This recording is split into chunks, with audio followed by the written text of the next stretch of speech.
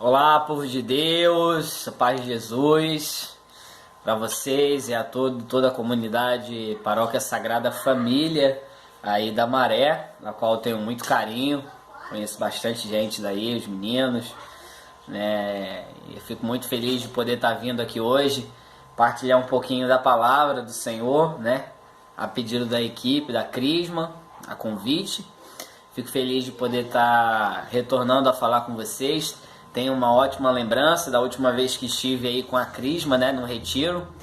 Foi assim algo sensacional e espero que muito em breve a gente possa reviver esses momentos. Infelizmente, é preciso que eu e você possamos dar a atenção que esse mandamento precisa. Assim como todos os outros são importantes para nós, esse também precisa ser algo a ser valorizado. No mundo em que hoje o sexo é banalizado, em que tudo é de forma tão desagradável, nós precisamos, como católicos, viver a essência da castidade na nossa vida.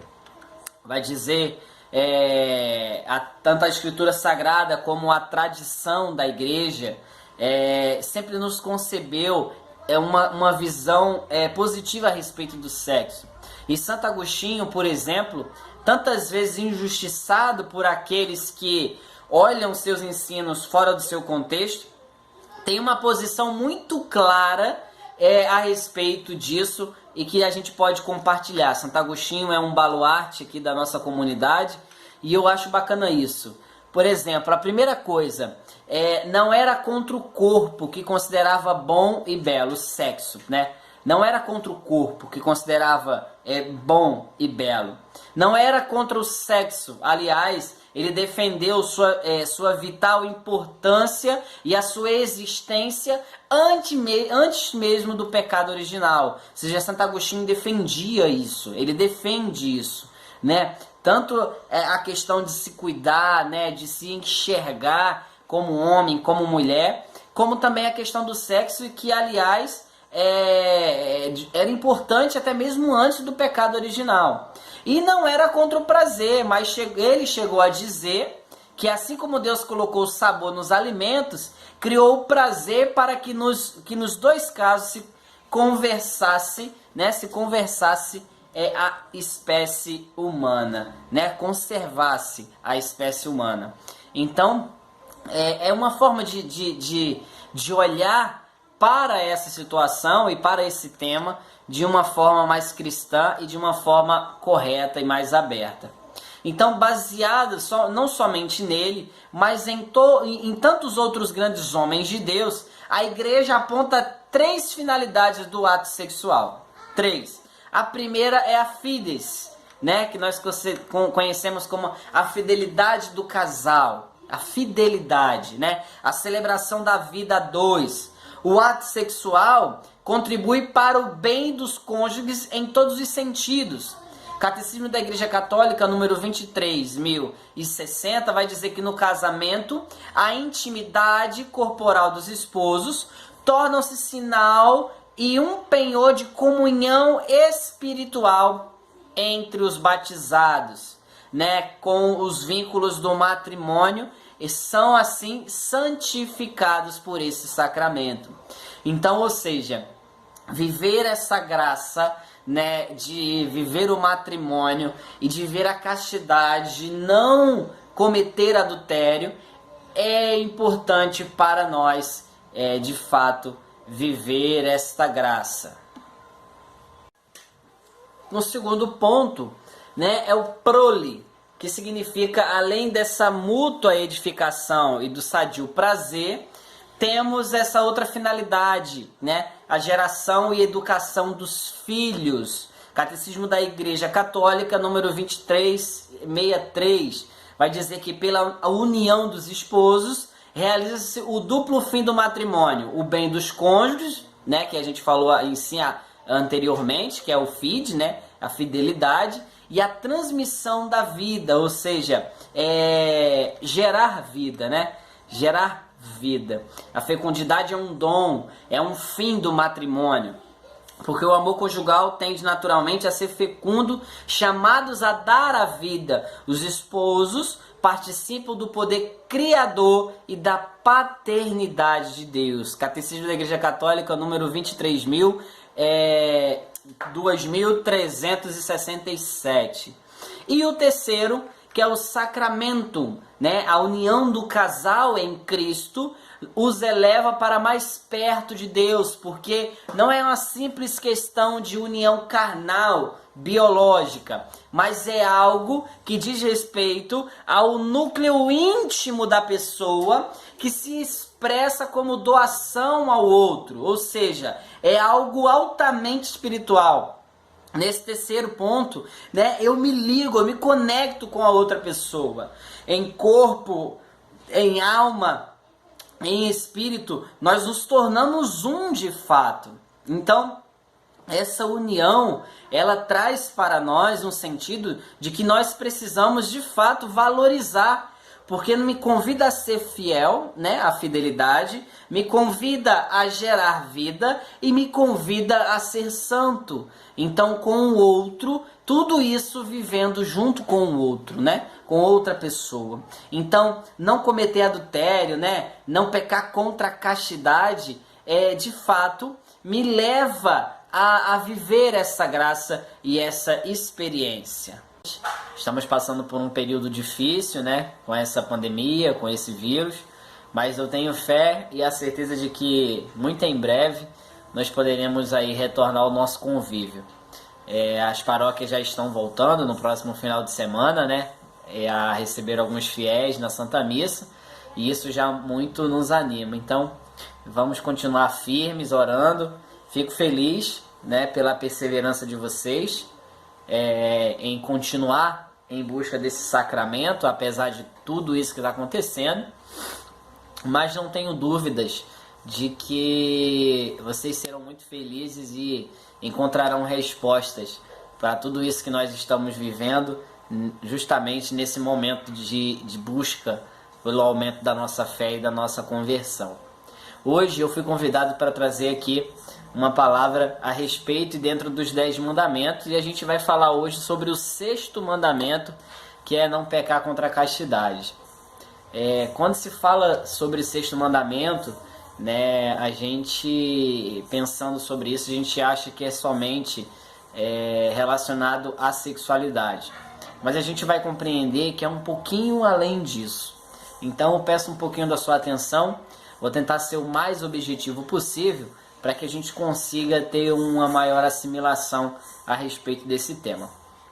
No contexto do 6º mandamento, naquela época, quando Deus constituiu os 10 mandamentos, o 6º mandamento ele tinha por objetivo proteger a vida do israelita.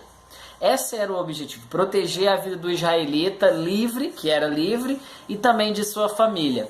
Então destinava-se o 6º mandamento, naquele tempo, a homens, né, proibindo eles de ter relações, né, em outro matrimônio, constituir um outro matrimônio, né, ou relacionar-se com uma mulher casada ou que já tivesse sido comprometida a outra pessoa.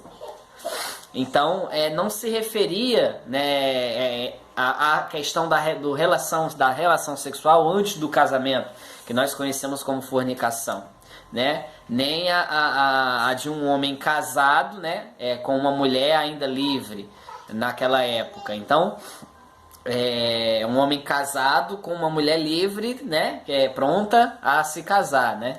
Então, ou seja, ele poderia, porque era uma situação que naquele tempo era permitido se ter mais de uma esposa. Então, nesse contexto, né, no contexto dessa época, só era possível viver dignamente aquele que conseguia constituir uma família. Porque entre tantas coisas, a família ela era um bem sagrado, ela era algo que nenhum israelita poderia viver sem ter uma família. Então, assim como acontecia casos de adultério, isso colocava em risco e ameaçava diretamente todo um bem-estar social, né, e de toda aquela comunidade. E outro aspecto interessante a respeito disso é que a mulher, ela era tida como propriedade do homem, né, exclusiva do homem. Então, por fim, o adultério ele representava uma ameaça ao direito do outro, né? Daí é que tinha a pena para esse tipo de situação, ela era severa, né? Como a gente pode ver lá em Levítico 20, versículo 10, ou até mesmo Deuteronômio 22, que vai falar justamente disso, né? Da pena que era para o adultério. Então, no Novo Testamento, quando Jesus se depara com essa interpretação, né, da lei um pouco distorcida, a gente vai perceber o que é que ele vai dizer. Então, lá em João, no capítulo 8, em João, capítulo 8, versículo 1, olha o que é que Jesus vai falar. É justamente a respeito de uma mulher que é pega em adultério, né? Então, ou seja, era uma pena grave, né? Então era uma situação bem complicada, num contexto histórico para aquele povo, bem difícil, em que a mulher não tinha muita voz. Então ela era muito mais submissa ao homem. Então era uma pena, ela era condenada à morte com apedrejamento, né? Então era uma situação bem delicada e bem complicada de se resolver.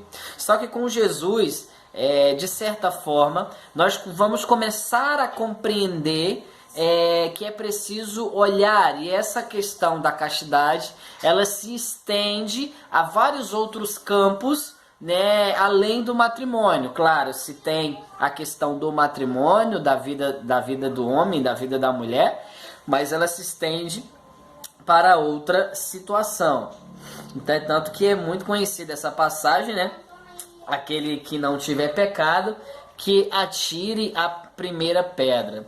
Então, dentre toda essa realidade que nós vivemos, nós acabamos por pecar contra a castidade de diversas maneiras, de diversas formas. Então, nessas horas, nós precisamos fazer um exame de consciência profundo e sempre estar em busca de um sacerdote para que possa perdoar os nossos pecados e as nossas ofensas. A palavra de Deus vai dizer em 1 João, no capítulo 4, versículo 8, que Deus ele é amor. Então, ele nos tendo feito a sua imagem e a sua semelhança, ele escreveu em nós, tanto homens como mulheres, uma vocação. Ele nos deu a capacidade e a responsabilidade do amor. Catecismo da Igreja Católica, número 2331, vai dizer para nós que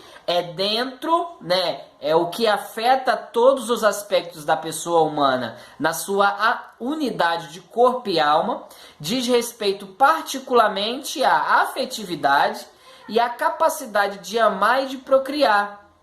E de uma maneira mais geral, é a aptidão de criar laços de comunhão com os outros. Então, ou seja, o Catecismo da Igreja Católica, ele é muito direto nessa questão de que nós, constituídos homens e mulheres, fomos criados à imagem e semelhança de Deus, que é amor, para também amar aos outros. Tanto amar quanto ser amado. Dessa forma nós entendemos, né, que viver essas três finalidades dentro do matrimônio ou numa vida casta, de fato, nos permitirá alcançar o Senhor. Em contrapartida a isso, nós vemos uma inversão do propósito, né? A gente vê uma inversão desse propósito divino, né? Que passa diretamente pela questão de olhar o outro como um objeto sexual, né? A gente só vê o outro como um instrumento que pode me dar prazer e acaba fugindo daquilo que é de Deus. Quando a gente erotiza as pessoas, principalmente no mundo hoje, em que a gente sempre vive erotizando a mulher, né? Olha para a mulher sempre com aquela questão erótica, né? Da sensualidade, e acaba fugindo, né, do respeito, né, da admiração, e olha a mulher simplesmente como um objeto. E também a gente acaba ferindo a dignidade das pessoas, né, quando a gente acaba agindo de maneira muitas das vezes mal educada, né, e acaba saindo de fato daquilo que é o propósito de Deus para cada homem, para cada mulher dentro da sua sexualidade. Por isso que o Catecismo da Igreja Católica, ele vem nos fazer compreender do número 2331 até 2335, ele dá alguns pontos para nós que a gente precisa ficar ligado para de fato viver bem o sexto mandamento. Por exemplo, o primeiro, né, saber que amar ao mesmo tempo dom e responsabilidade. Amar é um dom, mas também é uma responsabilidade. Eu tenho responsabilidade, né, a respeito do amor que eu dou e também do amor que eu estou sentindo, né? Eu preciso me sentir responsável por isso, né? O segundo ponto, eu preciso saber que a sexualidade é mais do que sexo, né? Engloba todos os aspectos da nossa vida, né? Aceitar, por exemplo, também a terceira é a própria identidade sexual. Você é homem, você é mulher. Aceite aquilo que Deus criou para você e tenha consciência da diferença e da complementariedade que existe entre homem e mulher, se valorizando e respeitando mutuamente. Então eu me aceito e eu valorizo a mim e valorizo também o outro e a sua escolha dentro daquilo como católicos. E aí eu falo para jovens católicos que estão buscando viver a sua fé, né, e buscando esse sacramento, que precisam se encontrar e se aceitar com a sua identidade, né, revelada e criada por Deus. E por último, aceitar de forma igual a dignidade entre homem e mulher, que são iguais, homem e mulher são iguais, né? O único afeto que os diferencia é o seu fator biológico. No mais, né, e a sua condição de ter nascido homem e ter nascido mulher. No mais, são totalmente iguais, né? Então ambos possuem a sua dignidade, né, o seu respeito e devem se valorizar cada vez mais. Então nós precisamos buscar viver esse mandamento de acordo com a vontade de Deus. Então é preciso evitar erros dessa modernidade, erros esses que nos levam cada vez mais a viver uma sexualidade desregrada e a ir contra aquilo que é valor e princípio moral. E aí moral, se a gente for pegar, o que é moral? É um modo de agir, a forma como iremos agir mediante aquilo, e a igreja nos ensina como devemos, né, conduzir tantos estudos e informações, como já sei de Santo Agostinho, São Tomás de Aquino e tantos outros santos que vão nos ajudar, Santa Teresa d'Ávila, a se encontrar conosco mesmo e viver de forma sadia a nossa sexualidade, né, e para aqueles que são casados, a viver sua castidade dentro do seu casamento, não cometendo adultério.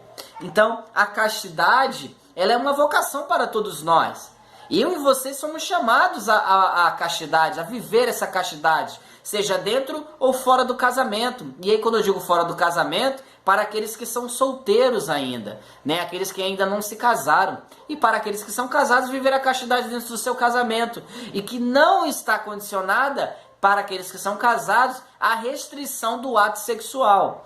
Por isso que é preciso viver essa pureza, essa graça definida, né, como uma virtude moral que vai regular todos os nossos atos e as nossas expressões. Então, é uma razão muito clara, né, que nós devemos viver a nossa sexualidade segundo a vontade de Deus, porque foi algo criado por Deus. Outro aspecto importante que vale a pena bater e falar aqui é a castidade em nossa vida, né? Em virtude do nosso batismo, o nosso corpo que nós temos, ele se transforma, simplesmente ele deixa de ser simplesmente um corpo de uma criatura para se transformar em um templo do Espírito Santo.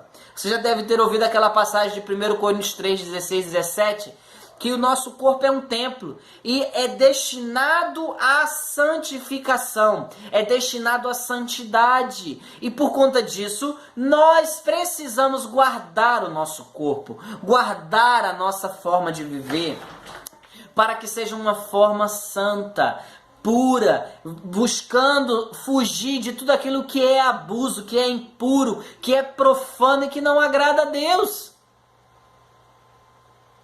Por isso, homens castos, põem seu amor à disposição de Deus. Mulheres castas, põem o seu amor à disposição do Senhor. E assim, nos despojando de todo esse amor e entregando a Deus, nós conseguiremos viver aquilo que Deus nos chama a viver, que é a santidade. Por isso, meu irmão e minha irmã, eu e você precisamos nesse dia colocar a nossa vida e a nossa história nas mãos do Senhor para que Ele conduza. E aí, quando ofertamos esse amor, essa entrega a Ele, automaticamente, você que é solteiro, Deus vai se encarregar de conduzir o teu caminho de forma a encontrar aquela pessoa que Ele já também tem preparada para você. E a você casado, uma vez que entregamos esse amor ao Senhor, Ele nos devolve também o seu amor por meio dessa pessoa que você vive. E assim a gente vive essa virtude, a virtude da castidade. Então, e aí eu quero bater num ponto que é importante, que a virtude que nos ajuda a viver bem a castidade e a não cometer adultério, né, e a não cometer fornicação, é a temperança. E o que é temperança, Bruno? É o domínio de si mesmo, né? É o que regula a minha razão, é o que vai deixar eu fazer ou não fazer. A temperança me conduz por um caminho que eu acabo tomando as escolhas, eu acabo fazendo as escolhas. Então, para que haja de fato, né, um caminho a seguir, eu e você precisamos ser tomados pelo espírito de temperança. E assim nos permitir, né, viver bem a nossa vida. É importante falar para vocês, né, também, que a castidade, ela não é imaturidade nem ignorância dos deveres da sexualidade. Pelo contrário, ela nos traz a reta ciência que gera o respeito. Ou seja, quando é adquirido, nos faz encontrar as potencialidades do sexo. E é um motivo para dar glória a Deus. Como eu falei, o sexo também foi algo, né, criado e estabelecido por Deus. Então, a castidade se distingue conforme os estados de vida. Então, eu posso viver, eu no meu casamento, uma forma de castidade. Para você que é solteiro, você vai viver de outra. Para quem é padre, viver o celibato vai viver de outra. Para quem ainda vive a graça da virgindade, né, de não ter cometido ato sexual, é outra. E assim por diante. Eu quero, por exemplo, falar quem vive a graça da virgindade ou do celibato consagrado, como é o caso do padre, né, de uma pessoa religiosa que se dedica inteiramente a Deus. Eles têm uma forma, têm uma condição. E aí eu vou para o matrimônio, né, onde o casal é também. Então é dentro desse contexto que a nossa vocação ao amor se encontra a esse tema tão importante, né? Porque é uma visão cristã acerca da sexualidade. A gente tem que ter uma visão cristã acerca da sexualidade. O sexo foi algo criado por Deus, só que ele é banalizado por causa do pecado e utilizado de outras formas e de uma forma que não agrada o coração de Deus. Então é preciso que nós caminhemos a partir desse momento, sabendo que tudo aquilo que nós venhamos a fazer deve agradar o coração de Deus. Quer saber se algo é pecado? Saiba se aquilo agrada o coração de Deus. Então é preciso olhar com uma visão clara, aberta, cristã, mas também positiva para o sexo. Embora a sexualidade não se limite ao sexo, convém que nós convém a cada um de nós observarmos com compreensão o dom, né, a partir do Antigo Testamento. Ou seja, a gente precisa saber que a maioria das religiões pagãs, elas sempre se relacionaram, né? Sempre relacionaram o sexo a algo divino. Prova disso é a variedade de deuses que se tem, né? E deusas com essa função clara da fertilidade, do amor, né? E etc. coisas fora do casamento, entre outras coisas. Então, no contexto do Antigo Testamento, nós percebemos como Israel lutou para corrigir esse conceito. Porque muito se viveu, e aí a gente precisa olhar sim para essa realidade. O povo, quando foi liberto do Egito, o povo passou mais de 4 séculos preso, escravizado, e automaticamente foi aderindo costumes. Aquela geração de Jacó que saiu de Canaã para encontrar José no Egito, era uma geração que, por mais que tivesse algumas realidades em que não viviam de acordo com a vontade de Deus, ainda assim era uma geração temente a Deus. Só que com o passar do tempo e com o crescimento das 12 tribos, o que aconteceu? As gerações que vieram já começaram a nascer dentro de uma cultura idólatra, dentro de uma cultura que cultuava inúmeros deuses. Então existia uma necessidade naquele tempo, naquele momento, de Deus se consolidar como o único Deus. Não porque Deus precisasse disso, mas porque o homem precisava só ter Deus como Deus. Acredito que vocês estão me compreendendo. Então, dentro disso, se criaram inúmeros deuses para a terra, para o sol, para o mar, para a lua e também para o sexo. Então, quando Deus cria os 10 mandamentos, é para que de fato, sobre cada mandamento, se estabeleça aquilo que é a vontade e aquilo que agrada ao Senhor. Então, dentro desse contexto, né, dentro de tudo isso, nós conseguimos entender que para Israel, a partir do momento que Deus estabelece algo, o sexo é algo sagrado. Não é divino, ou seja, se bem orientado, pode até levar o casal para mais perto de Deus. Porém, Deus não possui sexo nele. Deus não tem sexo.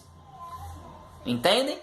Então, no Novo Testamento, apesar de se falar pouco sobre isso, pois Jesus lidava com uma cultura israelita já condicionada e com vínculos morais, né, muito forte, né, em relação a isso, Jesus não deixou o 6º mandamento para sair em branco. É tanto que a gente se lê lá em Mateus 5, 27 ao 30, a gente vai perceber o que é que ele quer dizer com isso. Mateus 5, 27 ao 30. Olha o que é que Jesus vai dizer na sua palavra. Mateus 5, do 27 ao 30. Vocês ouviram o que foi dito, não cometa adultério, mas eu lhe digo, quem olhar para uma mulher e desejar possuí-la, já cometeu adultério no seu coração. Portanto, se o olho direito faz com que você peque, arranca, joga fora. Pois é melhor perder uma parte do seu corpo do que o corpo inteiro ser atirado no inferno. Se uma mão direita faz com que você peque, corta, jogue fora. Pois é melhor perder uma parte do corpo do que o corpo inteiro para o inferno. Ou seja, Jesus dá uma atenção para essa realidade da castidade, principalmente dentro do casamento, na nossa vida. Então, é preciso que eu e você... E aí no matrimônio, o casal também é chamado para viver, né, a sua santidade, a sua castidade, de uma forma santa.